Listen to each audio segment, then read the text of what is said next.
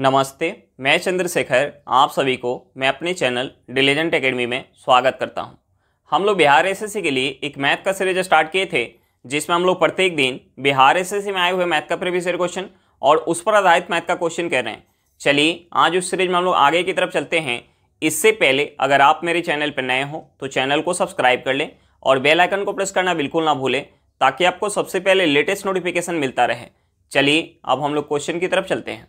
देखिए हमारा क्वेश्चन क्या दिया हुआ है। हमारा क्वेश्चन है, एक व्यापारी अंकित मूल्य पर 10% छूट देता है, 17% लाभ कमाने हेतु वस्तुओं पर क्रय मूल्य से कितना प्रतिशत अधिक अंकित करे। तो देखिए एक हमारा कंसेप्ट होता है एमपी बटा CP equal to 100 plus profit percent बटा 100 माइनस डिस्काउंट परसेंट। अब देखिए हमें क्वेश्चन में डिस्काउंट परसेंट दिया हुआ है और हमें प्रॉफिट परसेंट दिया हुआ है, तो हम यहाँ से इस कंसेप्ट से एमपी और सीपी का रेशियो निकाल सकते हैं। अब देखिए हमें प्रॉफिट कितना दिया हुआ 17%, तो ये हमारा हो जाएगा 100 प्लस 17 हो जाएगा। और हमें डिस्काउंट कितना दिया हुआ है 10%, तो ये हमारा हो जाएगा 100 माइनस 10। अब देखिए हम इसे ऐड करेंगे तो ये हमारा हो जाएगा 117 और हम यहाँ माइनस करेंगे तो ये हमारा हो जाएगा 90। अब देखिए हम इसे 9 से काट सकते हैं। ये 9 से जाएगा 13 बार में और ये 9 से जाएगा 10 बार में।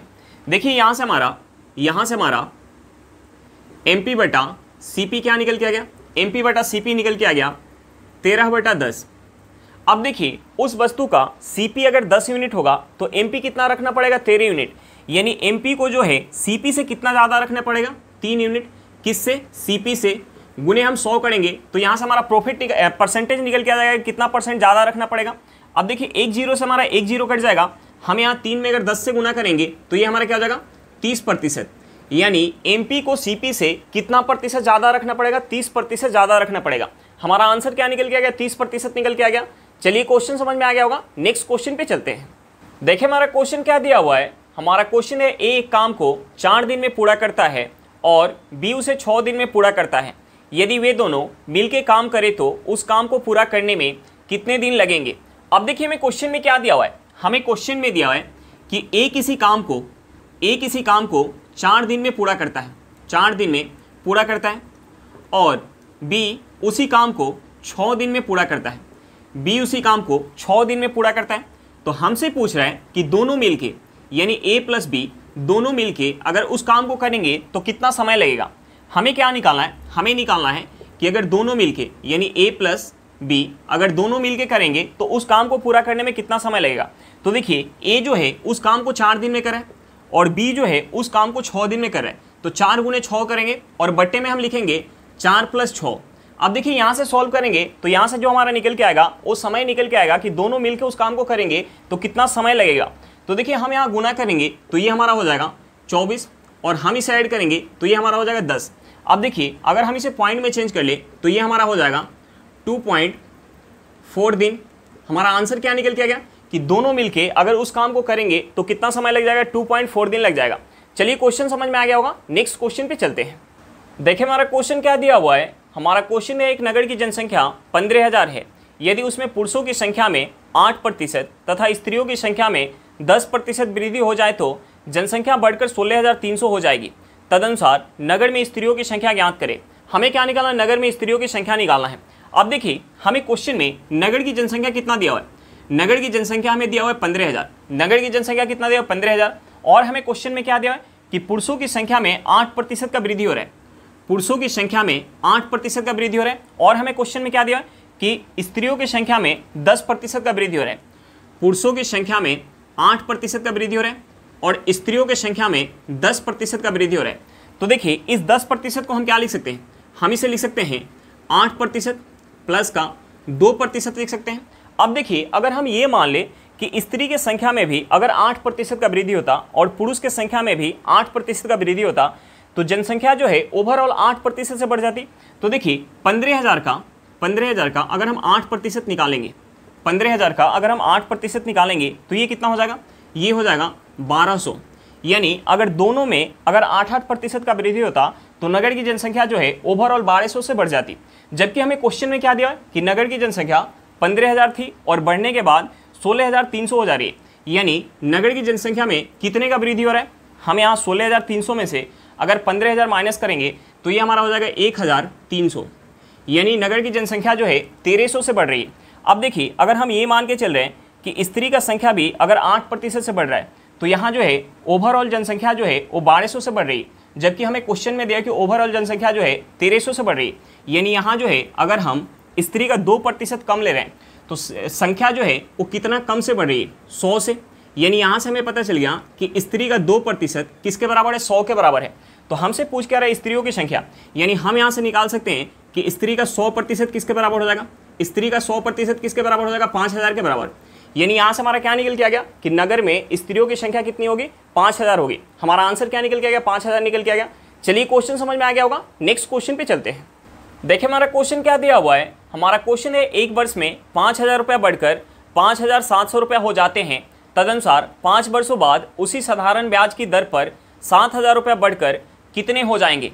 तो देखिए हमें सबसे पहले क्या निकालना पड़ेगा, सबसे पहले रेट ऑफ इंटरेस्ट निकालना पड़ेगा। अब देखिए हमें क्वेश्चन में क्या दिया है, हमें क्वेश्चन में दिया है कि 5,000 रुपया एक साल में बढ़कर कितना हो जा रहा है, 5,700 रुपया हो जा रहा है, 5,700 रुपया हो जा रहा है। तो देखिए यहाँ ब्याज कितने का मिल गया, यहाँ ब्याज मिल गया 700 रुपया का, यहाँ ब्याज मिल गया 700 रुपया का, कितना पर, 5,000 रुपया पर, गुने हम 100 करेंगे तो यहाँ से हमारा रेट ऑफ इंटरेस्ट निकल के आ जाएगा।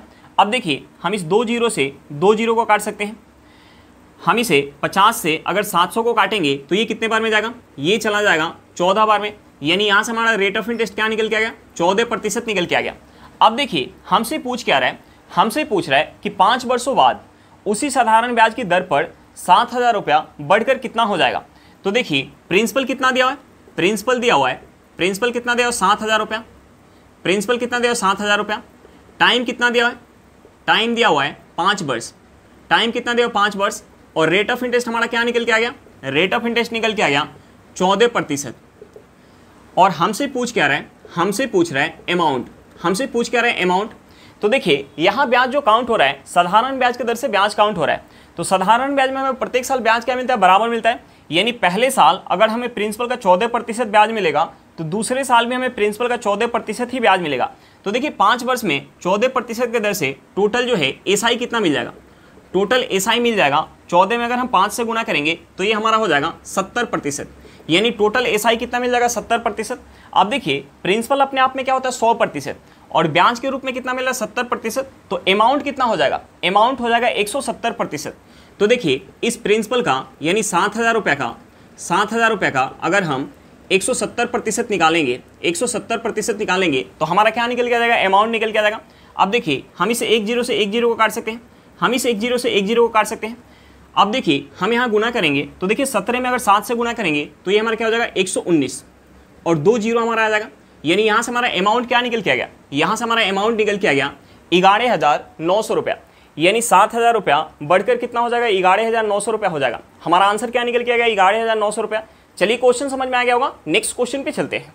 देखिए हमारा क्वेश्चन क्या दिया हुआ है, हमारा क्वेश्चन है एक नल ए एक टंकी को 8 घंटों में भर सकता है, दूसरा नल बी उसे 6 घंटों में भर सकता है। यदि दोनों नल ए एवं बी खोल दिए जाएं एवं 2 घंटे बाद नल ए बंद कर दिए जाएं तो दूसरा नल बी उस टंकी को कितने घंटों में भर सकेगा। अब देखिए हम सबसे पहले क्या करेंगे, सबसे पहले जो हमारा यहाँ समय दिया हुआ है हम उस समय का एलसीएम निकालेंगे। देखिए हमारा समय क्या दिया है, समय दिया हुआ है 8 घंटा और दूसरा समय क्या दिया है 6 घंटा। तो हम सबसे पहले इन दोनों समय का हम एलसीएम निकालेंगे। सबसे पहले 8 घंटा और 6 घंटा का हम एलसीएम निकालेंगे। तो देखिए 8 और 6 का एलसीएम क्या हो जाएगा, 8 और 6 का एलसीएम हो जाएगा 24। अब देखिए हम टंकी की धारिता मान लेंगे 24 यूनिट, टंकी की धारिता मान लेंगे 24 यूनिट। अब देखिए जब 24 यूनिट पानी ए भर रहा है, जब 24 यूनिट पानी ए भर रहा है तो कितना समय लग रहा है, 8 घंटा का समय लग रहा है। और जब 24 यूनिट पानी बी भर रहा है तो कितना समय लग रहा है, 6 घंटा का समय लग रहा है। तो देखिए हम यहाँ से दोनों का इफिशियंसी निकाल सकते हैं। अब देखिए ए जो है 8 घंटा में अगर 24 यूनिट पानी भर रहा है तो 1 घंटा में कितना भर रहा होगा, 3 यूनिट। बी जो है 6 घंटा में अगर 24 यूनिट पानी भर रहा है तो 1 घंटा में कितना भर रहा होगा, 4 यूनिट। अब देखिए दोनों का इफिशियंसी हमें पता चल गया। हमें क्वेश्चन में क्या दिया हुआ है कि दोनों को एक साथ खोल दिया जाता है और 2 घंटे बाद ए को बंद कर दिया जाता है। यानी 2 घंटा तक ए और बी को अगर 2 घंटा तक खोला जाए, 2 घंटा तक खोला जाए तो टंकी के अंदर कितना पानी भर पाएगा, ए जो है 1 घंटा में अगर 3 यूनिट पानी भरेगा तो बी 1 घंटा में 4 यूनिट पानी भरेगा, यानी दोनों मिलके 1 घंटा में 7 यूनिट पानी भरेंगे तो 2 घंटा में कितना भर पाएगा, 14 यूनिट पानी भर पाएगा। लेकिन हमें पानी भरना कितना है, हमें पानी भरना है 24 यूनिट, यानी शेष अभी कितना बच गया, शेष जो है वो कितना बच गया, हम इस 24 में से माइनस करेंगे 14, ये हमारा क्या हो जाएगा 10 यूनिट, यानी 10 यूनिट पानी भरना अभी शेष बाकी रह गया। और इस शेष पानी को कौन भर रहा है, बी भर रहा है, इस शेष 10 यूनिट पानी को बी भर रहा है। और बी जो है 1 घंटा में 4 यूनिट पानी भर रहा है, तो 10 यूनिट पानी भरने में कितना समय लग जाएगा 4 यूनिट के एफिशिएंसी के साथ। हम इस 10 में 4 से भाग देंगे तो हमारा समय निकल के आ जाएगा। अब देखिए हम यहाँ से इसे अगर 2 से काटेंगे तो ये 2 से जाएगा 5 बार में और ये 2 से जाएगा 2 बार में। हम इसे लिख सकते हैं 2 सही 1/2 घंटा। हमारा आंसर क्या निकल के आ गया कि शेष टंकी को भरने में बी को कितना समय लग जाएगा, 2 सही 1/2 घंटा का समय लग जाएगा। हमारा आंसर क्या निकल के आ गया, 2 सही 1/2 घंटा। चलिए क्वेश्चन समझ में आ गया होगा, नेक्स्ट क्वेश्चन पे चलते हैं। देखिए हमारा क्वेश्चन क्या दिया हुआ है, हमारा क्वेश्चन है 55 kg के एक मिश्रण में दूध एवं जल का अनुपात 7:4 है। अनुपात को 7:6 करने के लिए मिलाए जाने वाले जल की मात्रा क्या होगी। हमें क्या निकालना है, मिलाए जाने वाले जल की मात्रा निकालना है। अब देखिए हमें क्वेश्चन में मिश्रण कितना दिया हुआ है, हमें मिश्रण दिया हुआ है 55 kg। हमें मिश्रण कितना दिया हुआ 55 kg, और इस 55 kg मिश्रण में हमें जो है दूध और जल का रेशियो दिया है। दूध और जल का हमें रेशियो कितना दिया है, दूध और जल का रेशियो दिया हुआ है 7:4। और यह रेशियो बाद में कितना हो जा रहा है, यह रेशियो बाद में कितना हो जा रहा है, यह रेशियो बाद में 7:6 हो जा रहा है। देखिए रेशियो 7:6 कब हो रहा है, जब हम इसमें कुछ जल मिला रहे हैं। क्या मिला रहे हैं, जल मिला रहे हैं। तो देखिए हमने मान लिया कि शुरुआत में मिश्रण के अंदर अगर 7 यूनिट दूध था तो 4 यूनिट क्या था, जल था। और जब हम इसमें कुछ जल मिला रहे हैं तो मिश्रण के अंदर 7 यूनिट दूध हो जा रहा है तो जल कितना हो जा रहा है, 6 यूनिट। अब देखिए हम इसमें मिला क्या रहे हैं, जल मिला रहे हैं, यानी शुरुआत में जितना दूध था अब भी दूध उतना ही होना चाहिए। तो देखिए शुरुआत में दूध कितना था, 7 यूनिट, तो अभी भी दूध कितना है, 7 यूनिट। देखिए शुरुआत में पानी कितना था, शुरुआत में पानी जो था वो 4 यूनिट था, तो अब पानी कितना हो गया, 6 यूनिट। यानी पानी जो है कितना से बढ़ गया, पानी जो है कितना से बढ़ गया, पानी जो है 2 यूनिट से बढ़ गया। अब देखिए हमसे पूछ क्या रहा है, हमसे पूछ रहा है मिलाए जाने वाले जल की मात्रा, यानी हमसे जो है इस 2 यूनिट का वैल्यू पूछ रहा है। तो देखिए इस 2 यूनिट का वैल्यू कैसे निकाल सकते हैं, हमें क्वेश्चन में शुरुआती मिश्रण दिया हुआ है, हमें शुरुआती मिश्रण कितना दिया, 55 kg। अब देखिए शुरुआत में दूध अगर 7 यूनिट है तो जल कितना है, 4 यूनिट, यानी टोटल मिश्रण कितना हो जाएगा, 11 यूनिट। और इस 11 यूनिट का वैल्यू हमें क्वेश्चन में क्या दिया है, 55 kg दिया हुआ है। अब देखिए हमें 11 यूनिट का वैल्यू दिया हुआ है तो हम यहाँ से 1 यूनिट का वैल्यू निकाल सकते हैं। 1 यूनिट का वैल्यू क्या हो जाएगा, 5 kg हो जाएगा। अब देखिए 1 यूनिट का हमें वैल्यू पता चल गया तो हम यहाँ से 2 यूनिट का वैल्यू निकाल सकते हैं। 2 यूनिट का वैल्यू क्या हो जाएगा, 2 यूनिट का वैल्यू हो जाएगा 10 kg, यानी हमें उसमें कितना जल मिलाना पड़ेगा, 10 kg जल मिलाना पड़ेगा, तब जाके रेशियो कितना हो जाएगा, 7:6 हो जाएगा। हमारा आंसर क्या निकल के आ गया, 10 kg निकल के आ गया। चलिए क्वेश्चन समझ में आ गया होगा, नेक्स्ट क्वेश्चन पे चलते हैं। देखिए हमारा क्वेश्चन क्या दिया हुआ है, हमारा क्वेश्चन दिया हुआ है सबसे छोटी संख्या कौन सी है जिसे यदि 35, 45, 55 से विभाजित किया जाए तो शेषफल क्रमशः 18, 28, 38 प्राप्त हो जाए। तो देखिए हम सबसे पहले क्या करेंगे, जिस संख्या से हम भाग दे रहे हैं और जो हमारा शेष बच रहा है उनके बीच का हम डिफरेंस चेक करेंगे। अब देखिए जब हम 35 से भाग दे रहे हैं, तो शेष क्या बच रहा है, 18 बच रहा है। उसके बाद जब हम 45 से भाग दे रहे हैं तो शेष क्या बच रहा है, 28। उसके बाद जब हम 55 से भाग दे रहे हैं तो शेष क्या बच रहा है, 38 बच रहा है। अब देखिए हम इनके बीच का डिफरेंस चेक करेंगे। देखिए हम 35 में से 18 माइनस करेंगे तो ये क्या हो जाएगा, 17 हो जाएगा। 45 में से 28 माइनस करेंगे तो ये क्या हो जाएगा, 17 हो जाएगा। 55 में से अगर हम 38 माइनस करेंगे तो ये क्या हो जाएगा, 17 हो जाएगा। अब देखिए सभी जगह से जो हमारा डिफरेंस निकल के आ रहा है वो बराबर निकल के आ रहा है। तो देखिए हमसे पूछ के रहा है वह सबसे छोटी संख्या जिसे 35, 45, 55 से भाग देने पर शेष क्रमशः 18, 28 और 38 प्राप्त हो। तो देखिए हम क्या करेंगे, जिस संख्या से हम भाग दे रहे हैं हम उसका एलसीएम निकालेंगे।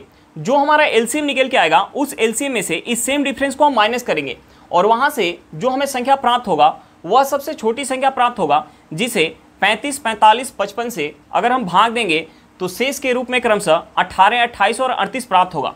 तो देखिए हम क्या करेंगे, हम जो है सबसे पहले जिस संख्या से हम भाग दे रहे हैं हम उसका एलसीएम निकालेंगे।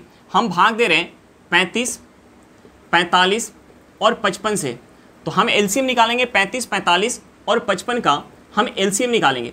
अब देखिए एलसीएम निकालने के लिए हम क्या करते हैं, एलसीएम निकालने के लिए सबसे पहले सबसे बड़े नंबर का हम फैक्टर करते हैं। तो देखिए 55 का फैक्टर करेंगे तो ये क्या हो जाएगा, 5 गुने 11 हो जाएगा। उसके बाद हम 45 का फैक्टर करेंगे तो 45 का फैक्टर क्या हो जाएगा, 45 का फैक्टर हो जाएगा 3 गुने 3 गुने 5। देखिए 5 हमारा यहाँ है तो 5 हमें लेने की जरूरत नहीं है। उसके बाद हम 35 का फैक्टर करेंगे तो ये हमारा क्या हो जाएगा, 5 गुने 7। 5 है, हमें क्या लेना पड़ेगा, 7 लेना पड़ेगा। अब देखिए हम यहाँ गुना करेंगे तो हमारा एलसीएम निकल के आ जाएगा। हम यहाँ गुना करेंगे 11 में अगर 5 से गुना करेंगे तो ये हमारा क्या हो जाएगा 55। 55 में अगर हम 3 से गुना करेंगे तो ये हमारा क्या हो जाएगा 165। और हम यहाँ 3 से अगर 7 में गुना कर ले तो ये क्या हो जाएगा 21 हो जाएगा। अब देखिए हम 165 में अगर 21 से गुना करेंगे तो ये हमारा क्या हो जाएगा, ये हमारा हो जाएगा 3465 हो जाएगा। अब देखिए एलसीएम क्या निकल के आ गया, 3465 निकल के आ गया। तो देखिए इस एलसीएम में से हम क्या करेंगे, 3465 में से जो हमारा सेम डिफरेंस बच रहा था हम उसे माइनस करेंगे।